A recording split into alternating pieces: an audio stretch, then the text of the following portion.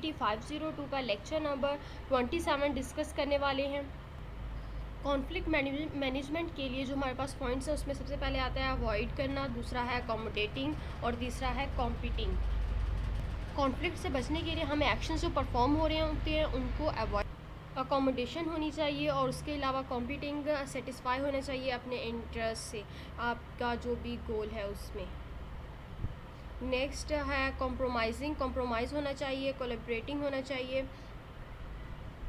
Conflict जो भी हो उसमें जो है हमें डिस्कशन के साथ जो है उसको सॉल्व कर लेना चाहिए, सॉर्ट आउट कर लेना चाहिए चीज़ों को, ज़्यादा उसको लेंथी नहीं करना चाहिए।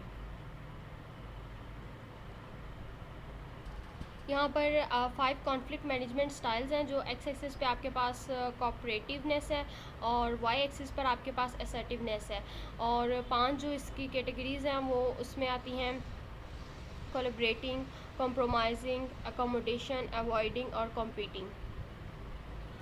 अवॉइडेंस उस वक्त अप्रोप्रिएट उस वक्त सही होगी जब आपके पास कोई चांस नहीं होगा, you have no chance to satisfying your concern, आपके अपने कंसर्न जो हैं उन पे आप सेटिस्फाई नहीं होंगे, तो इस चीज़ का आपके पास चांस नहीं होगा, तो उस वक्त आपको अवॉइडेंस करनी चाहिए, उस वक्त अवॉइड कर देना चाहिए चीज़ों को। लेट्स पीपल कूल डाउन, लोगों को दूसरी पार्टी या जो भी आपके साथ दूसरा मेंबर है उसको कूल डाउन करने के लिए भी अवॉइडेंस ज़रूरी है। अकोमोडेशन कब अप्रोप्रिएट होगी? जब आप ये रियलाइज़ करें कि आप जो हैं वो रॉन्ग हैं, issue is much more important to other parties, to build up credit for later negotiations, to preserve harmony. इन सब ऑप्शंस के लिए अकोमोडेशन जो है वो अप्रोप्रिएट है।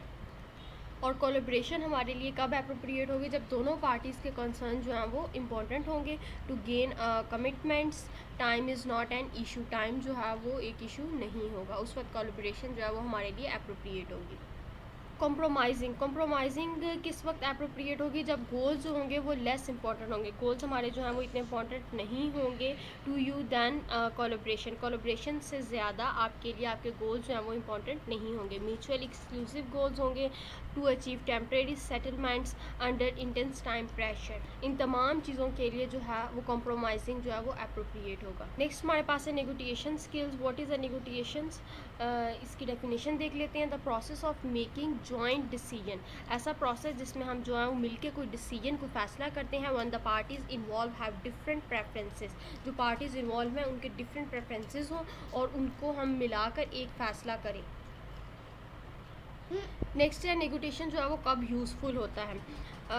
टू और मोर पार्टीज़, जब दो या दो से ज़्यादा पार्टीज़ इन्वॉल्व हो, कॉन्फ्लिक्ट और interest between the parties, parties are willing to negotiate, parties जो है वो इस चीज़ पर विलिंग हो जाए, इस चीज़ पर रजामंद हों कि वो नेगोशिएट कर लेंगी। Parties prefer to work together rather than the fight openly, give in, break off contacts और take the dispute to the higher authority. Parties जो है वो इस चीज़ को प्रेफर करेंगे, काम जो है वो इन्हें मिलकर करना है, बजाय इसके कि वो ब्रेक आउट करें, काम को ख़त्म करें। अप्रोचेस टू नेगोटिएशंस में इंटीग्रेटिव नेगोशिएशन है जो ये फोकस करती है मेरिट्स के ऊपर, मेरिट्स ऑफ इश्यूज़ के ऊपर, and six to win win solution, इसमें विन विन सॉल्यूशन जो है वो पाया जाएगा।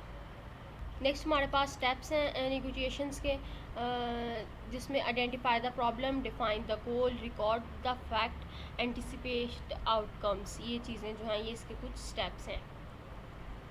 Next we have the process of negotiation. Negotiation का प्रोसेस जो है वो किस तरह किया जाता है, इसके प्रोसेस में क्या चीज़ें आती हैं?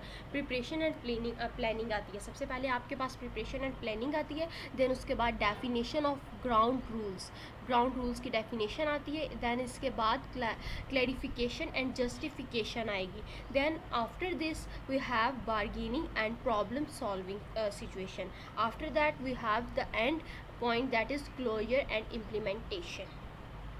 Next we have anticipate possible outcomes.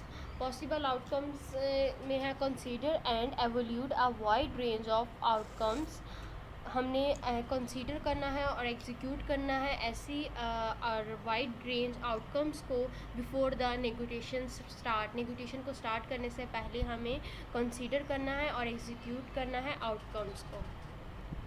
अब इसको डिटरमाइन कैसे किया जाता है? Win loss, loss loss, win win.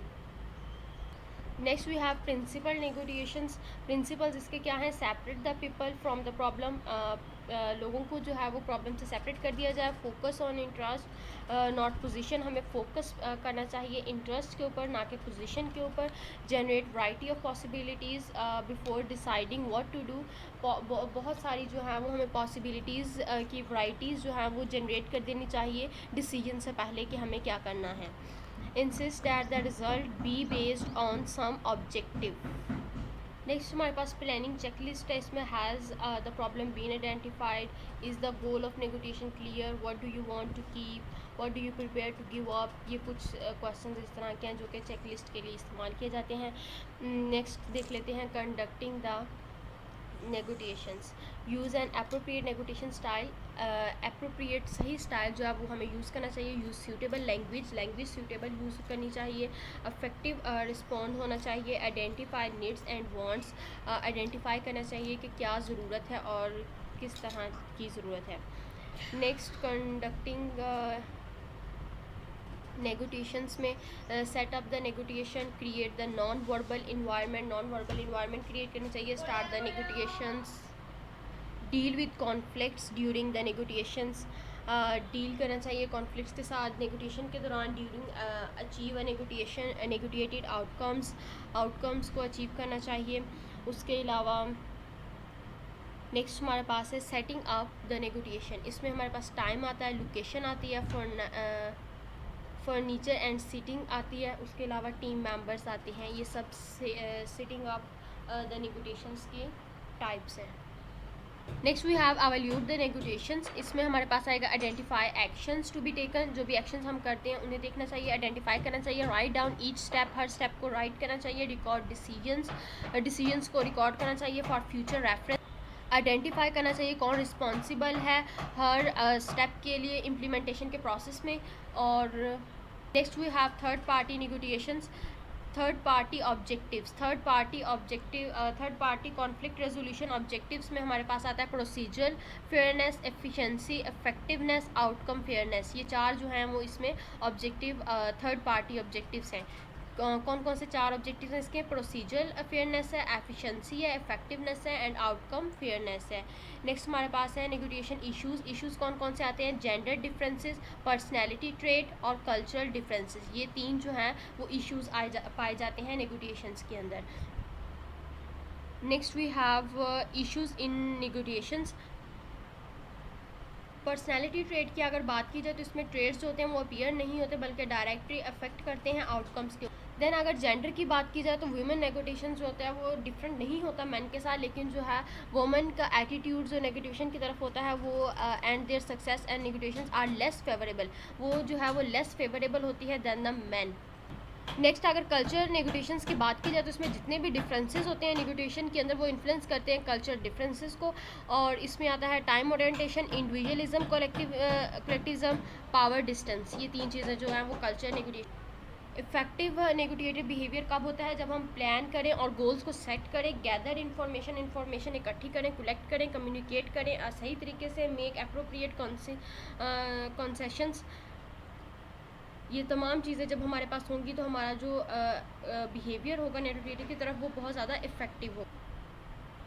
Ethical aspects of नेगोटिएशंस में हमारे पास है to maintain good working relationship, हमें जो है वो गुड वर्किंग रिलेशनशिप्स को मेंटेन करना चाहिए। Negotiating parties should strive for a high ethic standard, the negotiating parties should avoid being side track by self interest. Negotiating parties को जो है वो अपने इंटरेस्ट के लिए साइड नहीं होना चाहिए बल्कि एक टीम वर्क को टीम वर्क की तरह ही लेके चलना चाहिए।